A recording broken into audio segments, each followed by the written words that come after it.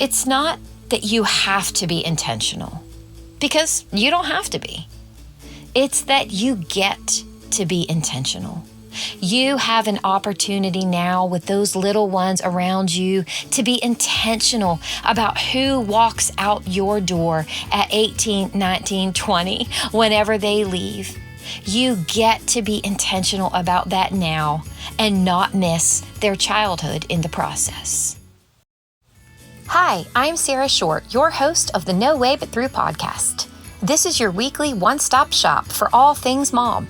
How to parent through those exhausting days with your little ones, how to be intentional and connected with your big kids, and how to embrace what truly matters and let go of the rest. From life with a newborn to toddlers to teenagers and everything in between, I'll teach you foundational and practical strategies on how to walk through every season of motherhood with courage and creativity, all while prioritizing your relationships with your kids in a home life where all of you can thrive. My Nana once told me, there's no way but through. Turns out she was right in life and in motherhood. So come along with me as we become better moms together. This is the No Way But Through podcast. Welcome back into the No Way But Through podcast. Thank y'all so much for joining me again today. I did not drop an episode last week because I took the week off to spend time with my family and with my son, Max. I'm sure all of you by now have seen the devastation from Hurricane Helene on Western North Carolina, and my son Max attends college out in Western North Carolina at App State University. He is home with us right now as part of our state over there has been absolutely devastated by the effects of Hurricane Helene. His classes have been canceled for the indefinite future, and with all of that swirling around in our life over here at the Shorts, I decided to press pause on my work here at No Way But Through, and I didn't drop an episode last week. So if you were wondering why there wasn't one, that's why. I mentioned this in some stories over on Instagram this past week, but it's so important for me that you all see me modeling for you what it is that I tell you to do, and that is to prioritize your family. When there is something going on in my life and with my family, when I can press pause on other things, whether it's my work or it's some of my friendships or whatever it is, when I can, I always prioritize my family. I have never once regretted that. Not once in the 2 decades that I've been a mom have I ever regretted prioritizing my family, especially if one of them is in a hard situation or a crisis, or if our family is going through something hard as a whole. They get the best of me, and I always want to live that way. I always want to be that way, and I always want to encourage you all to do that as well. I was actually going to drop a different episode this week, but as I have processed some of what's been happening in the devastation that we're experiencing in the western part of our state here in North Carolina, and our community rallies around the people in the communities over there, it really gave me pause to think about what matters to me and what I truly value. And y'all, this impacted our family very personally because my son attends college over in Western North Carolina and had to immediately come home. I spent last week not doing a whole lot of work over here. And as that was evolving here in my life, I started thinking about my kids at the same time that I was thinking of and praying for the families in Western North Carolina that are experiencing so much loss. And like with most tragedies, we start to introspect, right? So many of the things that we worry about and fret about day to day that ultimately don't matter, they start to fall away. And what does matter to us starts to rise to the surface. And one of the things that rises to the very top for me are my relationships with my husband and my kids, my family. These people that God has given me to love and has trusted me with. And as I was thinking about how grateful I am that my son is safe when so many are not, and all that's been happening around here and over there over the last week and a half, I thought about this episode and decided that this is the one that I wanted to share with you this week. We hear this all too common phrase, this phrase of, it all goes by so fast when we're talking about our kids' childhood. And in the blink of an eye, we wake up and they're adults and it's gone. And I know the sentiment behind those phrases because I have felt that from time to time. But I also know and can tell you after 2 decades of parenting that there are things you can do as young parents, as young moms, to absolutely affect how you feel when you look back on your kids' childhoods when they become adults. You probably don't think about that too much right now, which makes sense because your kids are young and you can't even imagine a day when one of them can be left home alone, let alone them leaving for college and being a full-on adult who drives and is heading out to life on their own. I know what your life looks like right now because I was there, and I tell this to the moms that I mentor all the time, and I tell this to you guys repeatedly. But I remember. I made a point of remembering. I know what your day-to-day looks like and what you're in right now. You are crawling on the floor and you're picking up toys every night and folding mountains of laundry and vacuuming up Cheerios and other fallout from high chairs and hoping that mushed carrots will come out of their clothes and your hair. You are exhausted and you fall into bed. And for some of you, knowing 2 hours later, you'll be up again with a newborn or a toddler. And how am I going to survive this? Your life looks like meltdowns and tantrums and gummy smiles and, Mommy, look what I made. And some days it all feels like a blur. I remember this. It is the sweetest stage of motherhood, but also incredibly difficult. It is so taxing on you, and in that, it also holds so much joy. So today, I'm going to share with you 5 ways to not miss your kids' childhood. 5 things that you can do that are very intentional and that will set you on a path as you continue to do these things where you will be able to look back on your kids' childhood and not feel like you have missed it all. These are not all the ways. These are just what I want to share with you today. Just 5 things. And if you do each of these 5 things, if you are intentional about prioritizing them, then you are far less likely to look back on the years that you had when your kids were little and growing up and feel like you missed it. So there it is. 5 ways to not miss your kids' childhood. Number 1, take family vacations. Y'all, I can't tell you how many conversations I have with the young moms in my life where I am talking to them about this. I actually recorded an entire episode 25, on our number 1 family vacation tip. And in that episode, I shared with you a lot about why we prioritize and value family vacations. You need to know this because I feel so passionately about this. I know that it can feel so overwhelming to go on vacation with your family, even for a weekend, even on one overnight to get away together as a family. But when I look back on my life as a mom, the memories that my family has made on vacation together, I count as some of the best memories of my life. Family vacations are when we connect together, just the 7 of us. We've built traditions in special places by returning to them over and over and over again. And these are the things now that we still talk about around the dinner table when we're all sitting around it together because we love to relive the memories that we've made on vacation together. Vacations are more than just getting away and taking a break from regular life. Your family vacations will stick with your kids. The memories that you make on those trips that are out of the ordinary, from the mundane of the everyday, those will be things your kids will remember and recount later on in life. You don't have to have a big budget and you don't have to have a lot of time to intentionally plan vacation time away with your family.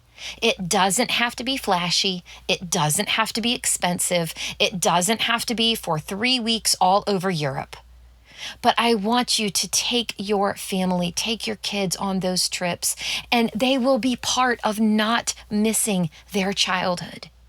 They only get to experience vacations as kids for a very short season in their lives, and seeing them splash in the waves and discovering the ocean and ice cream dripping down to their elbows and going to grandma's house or going out west. Vacations with your family, you will never regret it. You will never regret prioritizing it. And it will serve to help you intentionally savor and remember their childhood. When you have extra money or you get an unexpected bonus at work, don't always think about how you can get away with your husband, just the two of you, or how you can plan a trip with your friends. Y'all, plan a vacation with your family. Plan a vacation with your kids. And I'm not just talking about the big trips to go away on vacation. Go to the pool. Go get up out of the house and go walk around the mall with them. Go to the park. Go sledding. Go to a baseball game in town. All of that effort can seem like it just takes so much. I know, I remember this. But when you say yes to special memories with your kids and you continue to do these things with your kids, you build these memories, and these special memories become the building blocks that form their childhood. And they are not only forming what their childhood looks like, the substance of it, but these become the building blocks of your future relationship with your kids. So go on vacation. Y'all, take the trips, do the things, say yes to adventure. It's one of the ways you won't miss their childhood. Number 2, take the photos and be in them. Y'all, your kids aren't just living their childhood. You are living it too. You are a mom. What an absolute gift and honor, right? It's so hard and it's so awesome, both, right? And just like the vacations, just like the trips, you are going to want to remember. You are going to want to look back and relive it. And what seems like you'll never forget today, something silly they did, something special that happened, you won't remember it at all. You just won't. Take it from this almost 50-year-old mom who doesn't remember much, which is why I am so grateful that I took the photos. You know, when I was a young mom, we didn't have smartphones. At least we didn't have smartphones with a camera. And so I walked through the young years with my kids with a camera slung across my chest. I took it everywhere with me. Took it to Chick-fil-A. I took it to the park. I took it when we went to the mall, when we went to the beach or sledding. I would sit on my front porch with my camera and take photos of my kids playing. Y'all, those photos are among the most precious things in my life, and I am so glad that I stopped to take the photos. Y'all have it so much easier today because we have smartphones, and it's so easy to snap pictures of our kids and take videos of them with an amazing camera that's built into our phones. But I can't tell you how many of my girlfriends tell me, even with smartphones, I don't stop and think to take photos like you do, Sarah. And I know that organizing and saving thousands of photos is a beast of its own. And having easy access to a smartphone, we can end up with all of these photos on our phones and we don't even know what to do with all of them. But I just want to tell y'all, even with that headache, you will be so glad that you stopped and took these photos and videos of your babies.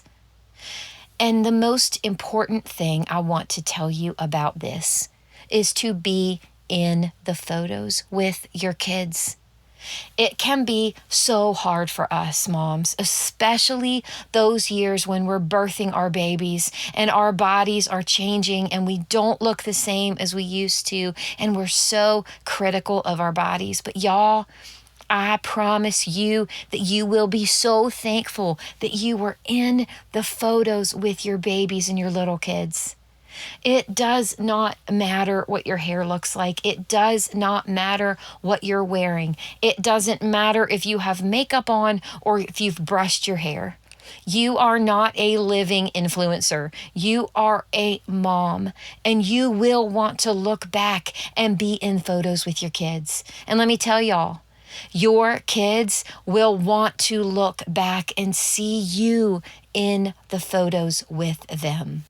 You never have to share them with anybody in the present or post them online to stop and have your husband take photos of you with your kids. But I promise you, 10, 20 years down the road, you are going to be so glad you are in those photos, mama. You will get to relive these moments with your kids and the ordinary stuff that you did day in and day out. And seeing you in those photos, seeing you savoring and preserving part of their childhood, you will get to live it again later on, and so will they. And you will just be so grateful you have them. When people say, it just goes by so fast, my kid's childhood went by so quickly, I know what's behind it, like I mentioned to you before, but y'all, I have thousands of photos that tell me that it was actually years and years full of moments I loved with my kids. I know what I witnessed. I know because I was there, and I know because I have the photos and videos now to remember it again. So take the photos and be in them too. Number 3, continue to do what you love.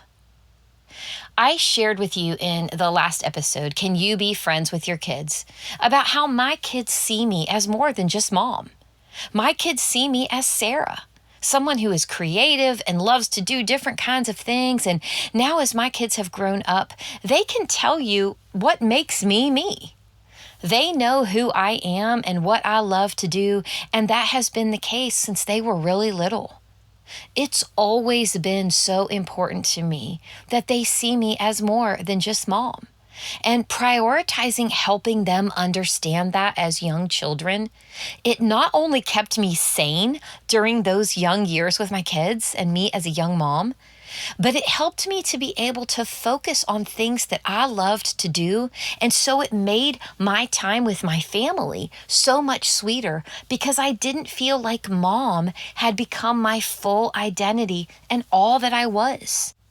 Not wanting to miss your kid's childhood, not wanting to feel like it all went by so fast and was all gone in an instant, does not mean that you pour into your kids every second of every day and they're your whole life.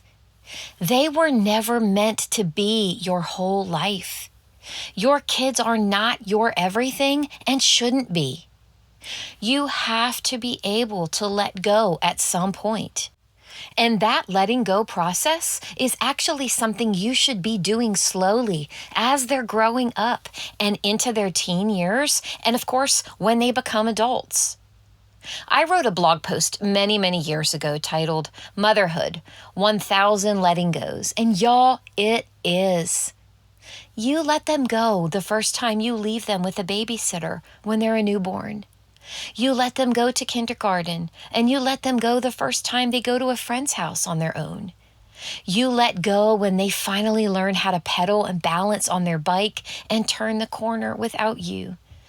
You let go when you throw them the keys to their car and they drive away for the first time, and you let go when they leave for college. Motherhood is 1,000 letting goes, but you never have to let go of yourself in the process. If you remember this and you prioritize this when your kids are growing up and you're taking pictures and you're going on vacation and you're savoring their childhood and simultaneously maintain who you are as a person, you serve not only your future self when you no longer have kids at home and are in an empty nest season, but you will have not missed their childhood because you will have known how precious your time was with them and known to savor it and value it because it wasn't all there was back then. You are a mom, but you are still you.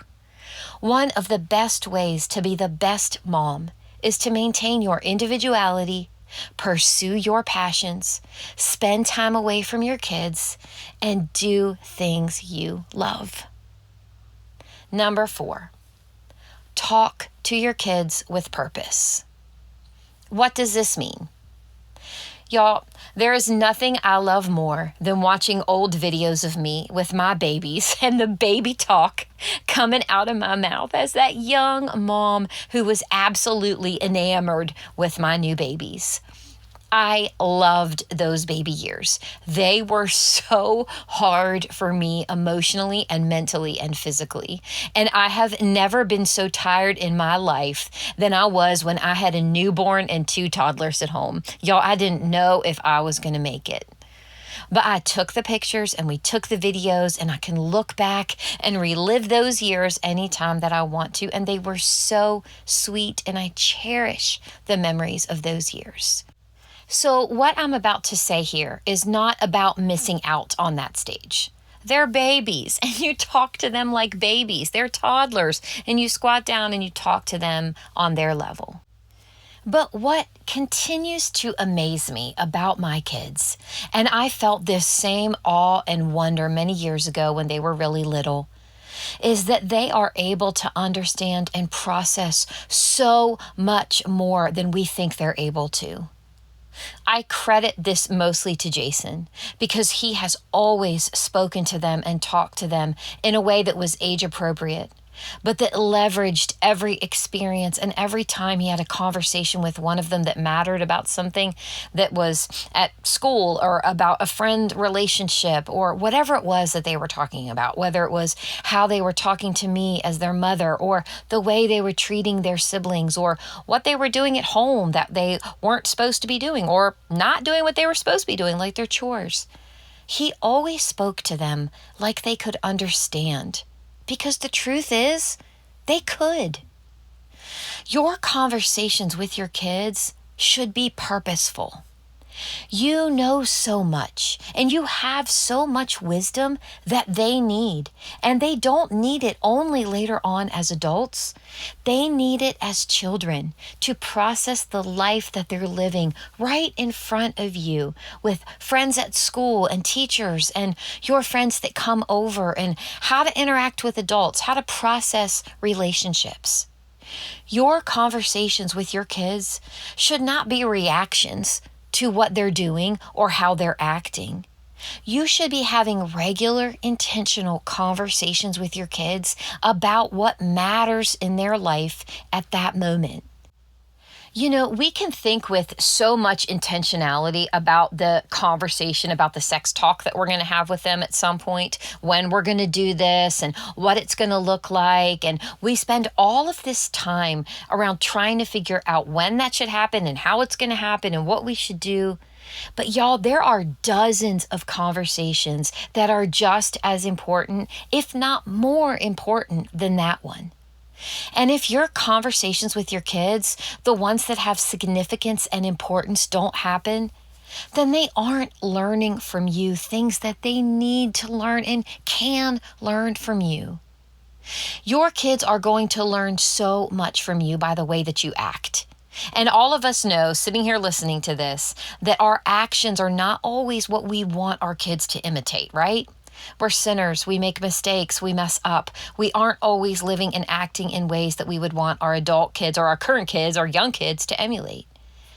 And so intentional conversations are so important because you get to impart to your kids the wisdom that you have and how you want them to lead their lives, what the Bible says about living out life. But also, you get to have an ongoing and intentional conversation with them about how you are a sinner and you make mistakes. The way you treated their dad, or the way you were gossiping about a friend, or how you didn't put your phone down to listen to them when they were talking to you. You have an opportunity on a regular basis to say to them, look, mom is a sinner and mom makes mistakes. I'm not always living out life perfectly and the way that I know God wants me to. And that's why we need a Savior. That's why we need Jesus. It's why we need grace. It's why I need it, and it's why you need it too. When you intentionally talk with your kids, you intentionally have these conversations with them, you are able to impart wisdom to them on how they should live God's way in this world. But it also simultaneously gives you the opportunity to let them know that you are on the same journey that they're on, but that you're just a little bit further down the road. Ultimately, that you're a sinner who needs grace. And y'all, your 5-year-old needs to hear this just as much as your 16-year-old. So have intentional conversations. Talk to your kids with purpose. You don't have to wait until the sex talk or they're teenagers for them to begin to understand so much of the wisdom that you have to impart to them. Be intentional about your conversations with your kids. Y'all, they can understand so much more than we think they can. Number 5, know what you're parenting to. We've talked about this before on this podcast, but knowing what you're parenting to means, what is the end goal of your parenting? What kind of adults are you wanting to send out into the world, and what do they look like? How can you as a mom, as their parent, affect who they become? Well, whether you like it or not, you are absolutely going to affect, and you do have influence on the people that they become. This might sound counterintuitive, like, hey, Sarah, okay, so I'm trying not to miss my kid's childhood. So why then am I focusing on what I'm parenting to and who my kids are going to be as adults? Well, so many of the decisions that you make today with those little ones running around your house, the ones in diapers and the ones that are coming in the door after school and the teenagers who slam the door and go into their room after an argument with you, the decisions that you make now on how you interact with them and how you spend time with them will indeed have major impact on who they are as adults. Y'all know this, right? Our parents impacted who we became, right? Our parents impacted who we are now. And I don't say this in the negative. I say this because you have so much power in your hands as a young mom to impact who your kids are for likely 4/5 of their life. They are only a child under your roof for a very small part of their life. And so who they are and who they become later, the adults that they are, is who they're going to be for the majority of their lives. And you have an opportunity now to make choices and parent in ways that will impact who they become.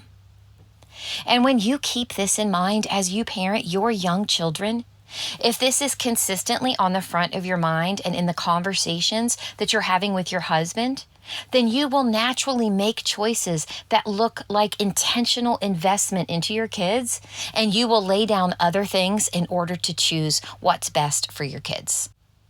So let me lay out how practically that looks for me and Jason over here, and how it's looked throughout our kids' lives as they've been growing up. So Jason and I, one of our primary parenting goals, and I would say essentially what we are parenting to, is that we want our kids to want to have a relationship with us when they are adults.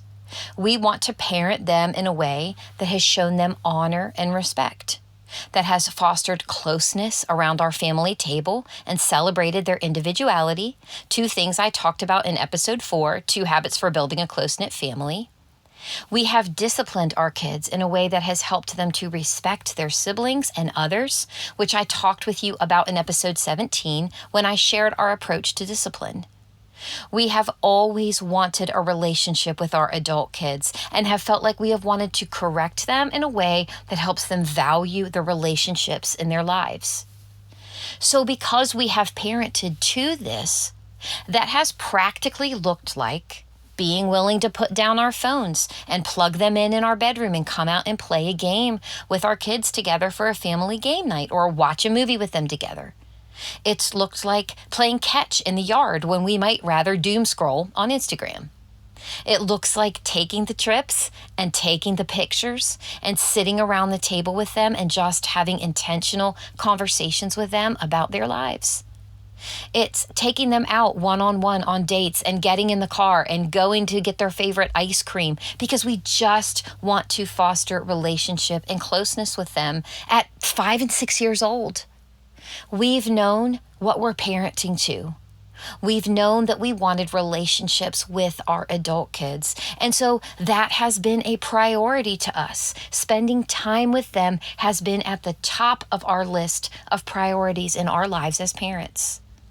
And so in that, we have spent all of their childhood prioritizing relationship with them and making memories with them. And in that, we don't feel like we've missed it.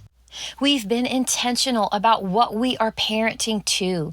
And so we can look back now that we have 2 adult kids. We can look back and point back to all of these things that we've done that we've been really intentional about throughout their childhood. And we don't look back and feel like it all happened so quickly and we missed it.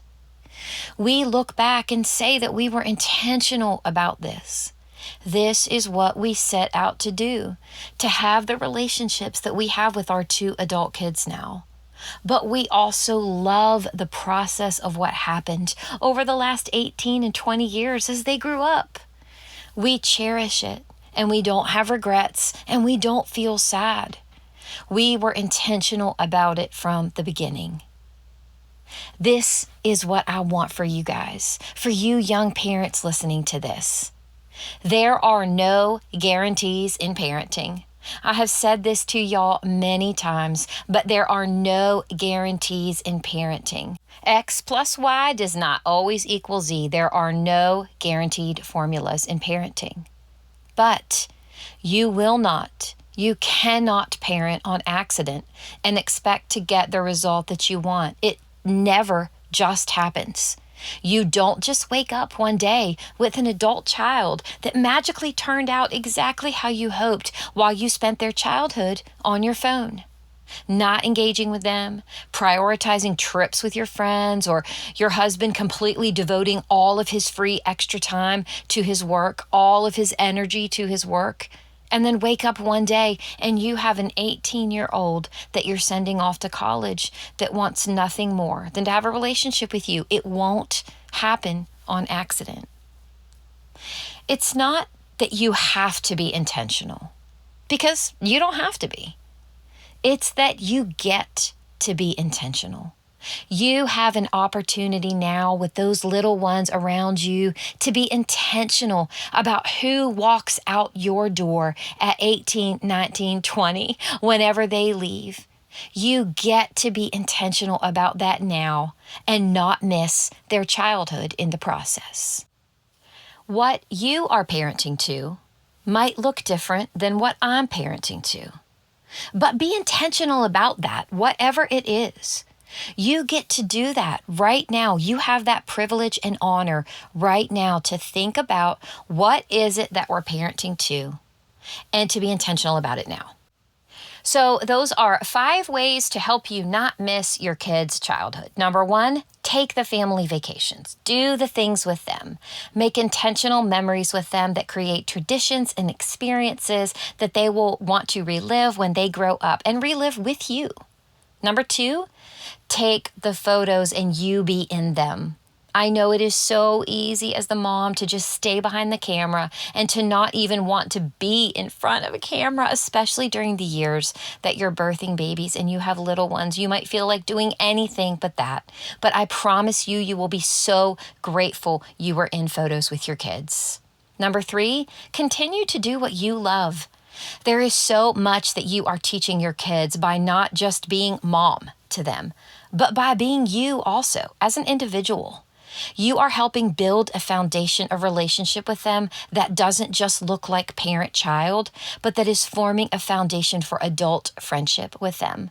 Like I told you last time, you cannot just flip a switch and go from parent-child to parent-friend. You being more than just mom helps to build this foundation, and in the process, you are simultaneously savoring the days with them in unique and special ways. Number 4, talk to your kids on purpose. Be intentional about conversations with them. From the time they're 5 years old on, they are capable of understanding so much more than you think. The conversations that I've had with my kids one-on-one in the car while going to get a treat with them are memories that I cherish and I remember. And they're so important to my adult kids now, and they're important to me when we look back and remember these special times we had together. I never talked down to them and always wanted to respect and honor the way that I spoke with them. And this has built an incredible foundation for our current friendships. And number 5, know what you're parenting to. What do you want your relationship with your kids to look like when they're adults? Who do you want to send out into the world? You being intentional about that now is what will make it possible to look the way that you hope it will. Amazing and connected relationships with your adult kids will not happen on accident. You get to be intentional about it now. The way that you relate to them and talk to them and share your experiences with them and parent towards what you want your relationship to look like in the future. And you get to begin to build that now.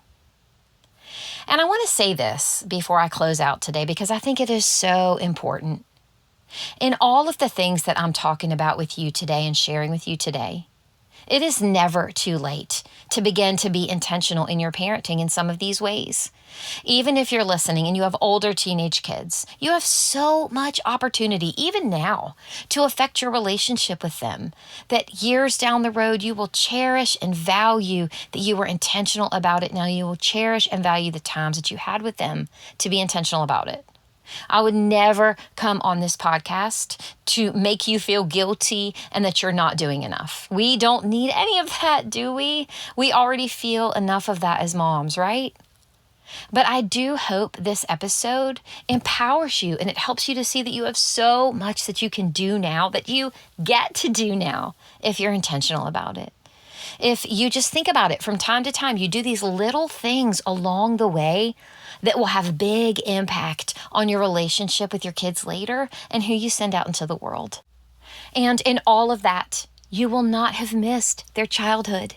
You will have taken the photos and the videos and known what you're parenting to, had intentional conversations with your kids, and remembered who you are and stayed you as an individual as well.